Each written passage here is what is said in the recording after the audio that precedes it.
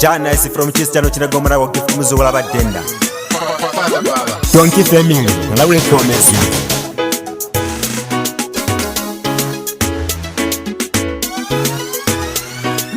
Kana kukudairi mosa baby ndiudze ndione zvekuita. Dai rudo rwaitengwawo ndaitoenda mushopu ndozvitengerawo. Kana kukudairi mosa baby ndiudze ndione zvekuita. Dai rudo rwaitengwawo ndaitoenda mushopu ndozvitengerawo. Tamwari wonaka zonoita izvizobowa. Tamwari wonaka zonoita izvizobowa.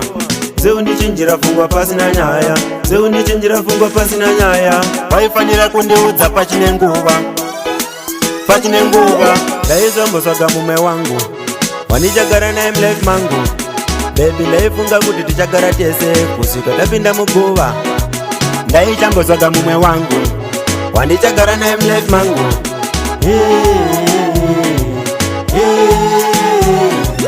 Sunumevo wanichinjira vongo sicheni mevazjavo kambo mevozonijazja.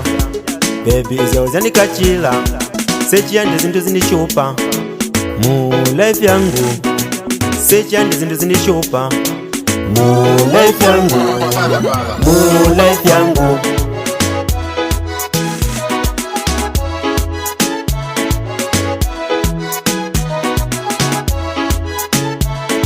Jana is from Chistano Chinagomara wa gift muzola badenda. Donkey family, alawe promise.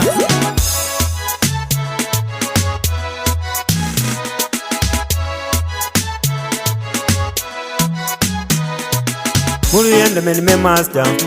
Ziri nabo zinaziswana, ziri nabo zichitwa byenye. Nibazyali mundibuzye baby toshenda vyangu. Wakubuze bantu ngilishiti zinzi mebo zindakabisya. Luyando ndali kupepe.